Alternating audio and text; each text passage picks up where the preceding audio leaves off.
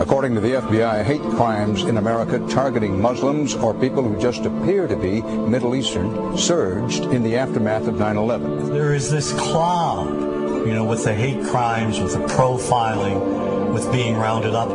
Again, I think this illustrates the power of film, that in spite of the reality, in spite of the material that we know to be true, we still embrace the mythology. The mythology is still a part of our psyches. Stereotypes take a long time to wither away. And for many of us, we're comfortable with our prejudices. We don't want to change. We've grown accustomed to this face.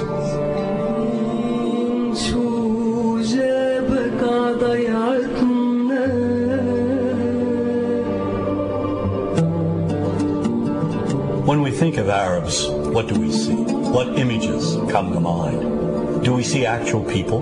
People who, despite real cultural or geographical differences, do pretty much the same things that we do. When we think of Arab women, what images come to mind? Do we see women who laugh and play and who adore their children? Women who work in the home as well as outside? Would it come as a surprise to know that in many Arab countries, a majority of college students are actually women? What's our immediate image of Arab men? Do we see loving fathers? Men who want to provide for their families? What about Arab teenagers? Do we see them the way you would think about teenagers in other parts of the world? Then there's religion in the Arab world. Do we see it as all-encompassing, dominating everything else? Do we know that even though faith plays a huge role in the Arab world, just as it does here in the United States, that it's also true that much of the Arab world is quite secular? When we think of Arabs and religion, does Christianity come to mind? Do we remember that there are over 20 million Christians in the region who have lived side by side in harmony with Muslims for centuries? To their credit, some filmmakers have shown Arabs and American Arabs in all their complexities. And an excellent way to shatter a stereotype is through laughter, through comedy. So we have comedians. Comedians have done this historically. Black comedians, Jewish comedians. So we see Arab comedians doing this, and this is one way to release the tension. My name's on a credit card, true story. Guy behind the counter picked up my credit card, sees the Olive Garden, looks at me all weird. He's like, hey, buddy, what kind of name is, that?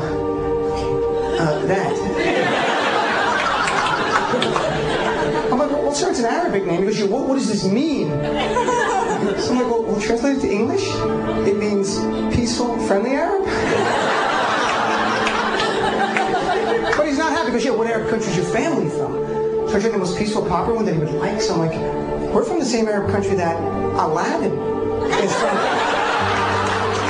To his credit, Michael Moore in Fahrenheit 9/11 in the DVD includes a scene with this comedy coming out. My name really is Ahmed, and I can't fly anywhere. All you white people have it easy. You guys get to the airport like an hour, 2 hours before your flight. It takes me a month and a half.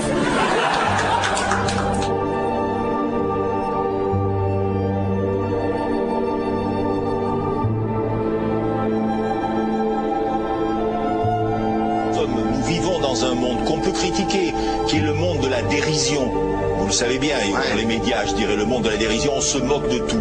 Le fait que ça se fasse me satisfait. Parce que ça veut dire que nous avons, qu'on est libre, peu à peu. Il faut qu'on soit beaucoup plus sage que ça, qu'on rentre pas dans ces provocations. Et c'est pour ça que... C'est l'autocensure, ça, Jamel. Tu comprends ce que je veux dire? Si on commence à pas faire de dessin pour pas choquer les musulmans... Non, pour moi... C'est de l'autocensure. C'est la fin de la liberté d'expression. Pour moi, la liberté d'expression, la liberté d'expression et le respect font partie, sont mariés ensemble.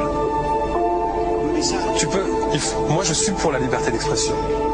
Mais si je vais blesser une personne, pourquoi blesser la personne? Non, mais si moi j'ai envie de faire une caricature sur Mahomet ou sur un rabbin ou sur Jésus-Christ, il faut que j'ai le droit de le faire. Tu comprends? C'est ça la France. Quand tu sais que tu vas blesser 10 millions de personnes, pourquoi tu vas les blesser? Pourquoi? C'est la liberté, c'est ça. C'est la liberté de...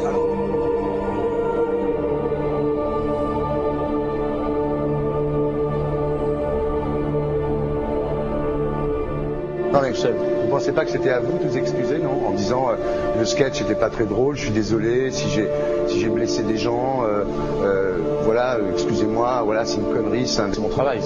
Mais vous referiez pas le même sketch quand même? Mais le spectacle que je fais reprend en grande partie les lignes de ce sketch.